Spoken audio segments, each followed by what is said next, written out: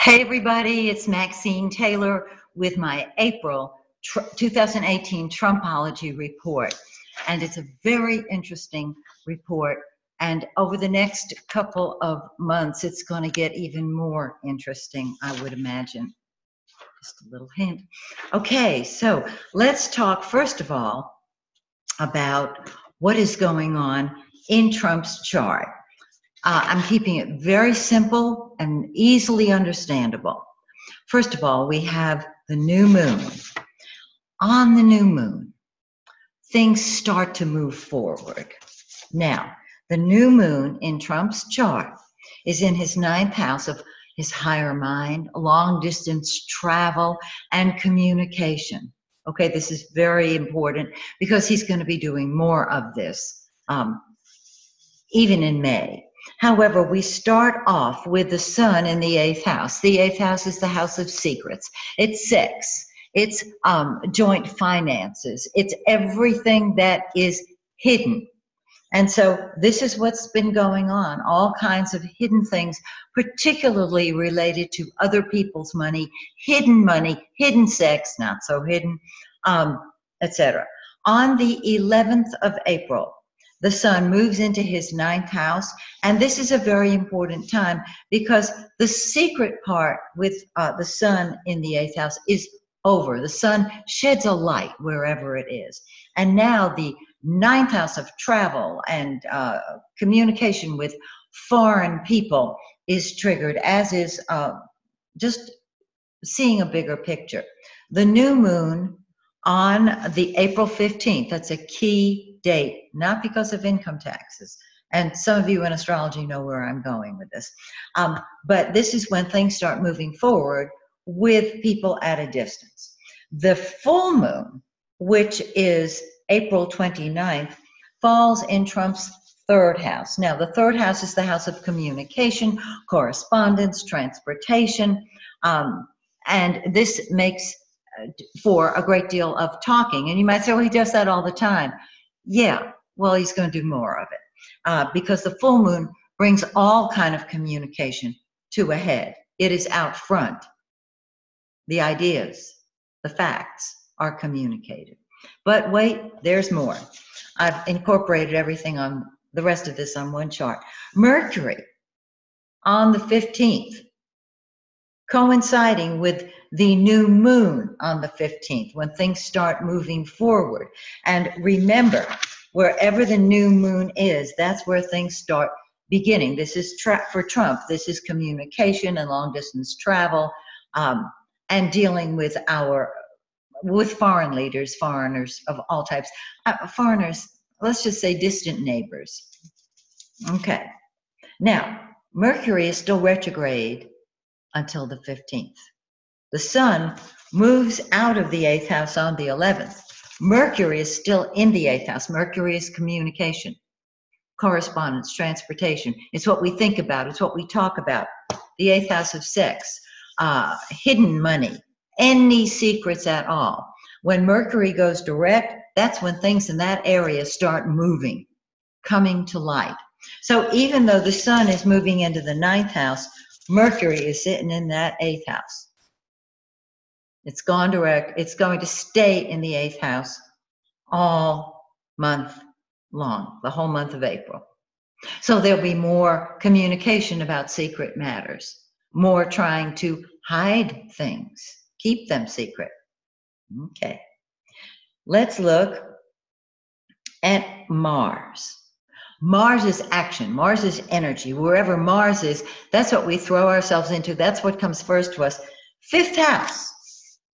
Children, fun, sex, sports come into the picture too. But Mars is intercepted, his natal is intercepted in Capricorn. There's an interception in Trump's chart, and I've put Mars, normally I put the transcending planets around the outermost wheel, but I put it here with Capricorn in two places to remind myself that Mars is hidden in the fifth house. It can't really express itself really well in the fifth house. And so this deals with his children, who are very involved in his all his ongoing activities, as well as sex. And we have, right now, Stormy is in the limelight, but there may be others who come forward.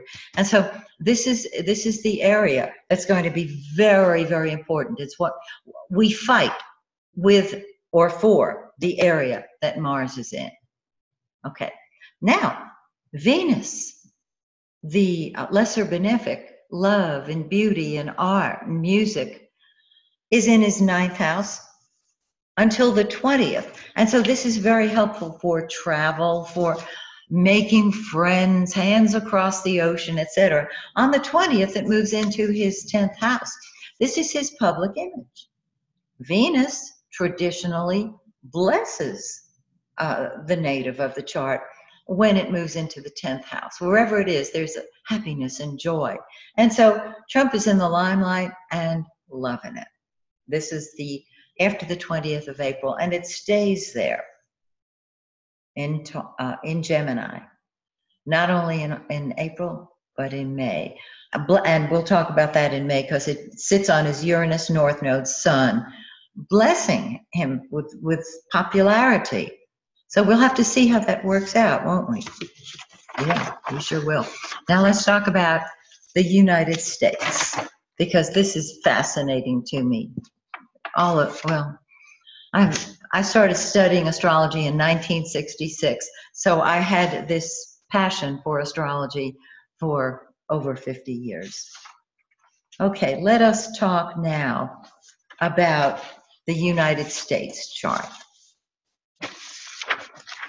The Sun, the giver of life, is in the 11th house until the 13th. In a mundane chart, the houses are a little different than in a natal chart of a person.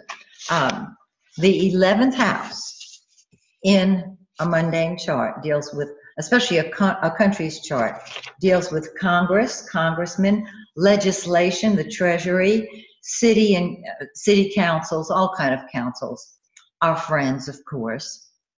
So our friends, our country's friends, our allies, so to speak, would be here. And the 7th house is also our allies. However, we're dealing with Congress and legislation. And then on the 13th, the Sun moves into the hidden 12th house. Now, in a mundane chart, such as a country's, we're dealing with bribery, spies. I'm going to read this so I don't leave anything out. Hidden enemies, prison, jail, hospital, crime and criminals, charitable institutions, secluded places. I can't read my own handwriting. Okay, secret societies, and welfare. So we're talking about everything being behind the scenes in the United States chart after the 13th of April. A lot of behind the scenes deals going on, negotiations. Very, very interesting. But wait, there's more. Let's talk about the rest of the planets. Okay. Mercury. Oh, I forgot to do the new moon and full moon. Excuse me, friends. I'm so sorry. Getting all excited about the other transits. You know how that is. Okay. The new moon on April 15th is in the 12th house. And so behind the scenes meetings, negotiations, they really start moving forward at that time. Keep in mind, however, that also, well, I'm getting ahead of myself. The full moon on the 29th is in the 6th house of the United States chart. And as we remember from every one of these mundane charts I've done, the 6th house deals with health.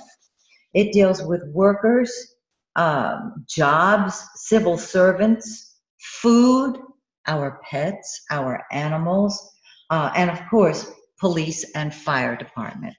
So this comes to a head. There have been so many shootings of innocent people by police. I would imagine that this full moon is going to bring they've already come to a head, but they're going to continue because there may, unfortunately, be even more. But things can happen so that the attention may be a positive thing rather than yet another shooting. Okay, so the full moon is going to bring all kind of matters relating to health and civil servants and jobs in general. Okay, now Mercury goes direct on the 15th, the same day as the new moon. And in the United States chart, it should be very interesting because the 11th house, as I just said, is legislation, it's Congress, it's congressmen, it's the Treasury, it's all kinds of groups, all kinds of committees. We're moving forward with our committees, with legislation. Which way it will go, we'll have to wait and see. But it starts moving forward. Yay. Okay. Mars, fire, gunfire, passion, anger, is in our 8th house. It starts off in the 8th house and stays there till the very end of the month, till the 26th and 27th. The 8th house deals with a treasurer, with debts, with escrow, with taxes, financial losses, death, and all kinds of secrets. And so there's Mars in there fighting. And the 8th house is private. A lot of people don't realize the 12th house is behind the scenes activities, but the 8th house, when you have a transiting planet going through your 8th house, you want to be alone. Even if you've got 10th house planets and 7th house planets at the time, that 8th house wants privacy and secrecy to kind of cogitate and think about everything. So on the 26th and 7th, Mars enters that 9th house that I talked about before in Trump's chart. Now, the 9th house deals with the upper courts, with foreign travel, higher education and religion, of course, insurance, the Supreme Court, underline that, and world trade. Universities come into the picture as well, but world trade, that's when the fighting or the energy is aimed at our world trade. So keep in mind, the upper courts, including the Supreme Court, I love to just say the Supremes, higher education, foreign travel. But look at this. Venus, the lesser benefic, is in the 12th house the whole month of April. And what this says is there are blessings relating to hidden agendas, to bribery, to spies, to prison, to hospitals, to crime, to secret groups. And so there are blessings placed cosmically, so to speak, on solitude and privacy, on what goes on behind the scenes. But look at here. On the 30th, Venus crosses the ascendant of the United States chart. I use the 7 Gemini 48 ascendant. Why? Because it works. It works for me. And as you can see by my Trumpology reports, it works for me. So it enters the 1st house of the United States. Now, the 1st house of a country's chart is the tone of the people. It's the political attitude, the mood of the people, and it's public health as well. Well, what this tells me is we're going to be happy about something. There's something coming along that's going to bless us. It's going to help us. And so the only thing I can think of is that maybe, just maybe, there may be progress made in our legislation, with our legislators, and with our jobs, with our public servants. In other words, we would not have a positive attitude as a nation were there not something to be positive about. And that is my good news. I don't have any idea what it's going to be any more than you do, because as we know, the stars incline, they do not compel. The stars can't tell you, you're gonna do this on a certain day. Now, a psychic can, but you have your free will with astrology, and with all of the millions of people in the United States. I would say that we're going to have something positive. And Venus will be in that first house during the month of May, which will be really wonderful. Now, we do have Uranus on the ascendant and Mars in the first house. So be sure and join me next month in May when we look once again at all of the planets going on, all the transits in Trump's chart, in the United States chart. And if I haven't done your own chart, I have a special that's been running for a long time. I've changed the names of the specials. Right now, even as I'm recording, my webmaster is changing the name of the special to April Showers, May Flowers. This is a fabulous bargain. I want everybody on our planet to be able to afford a forecast from me, their own personal forecast for the next 12 months. So if I haven't done your chart, maybe your finances have been a little tight. This is affordable.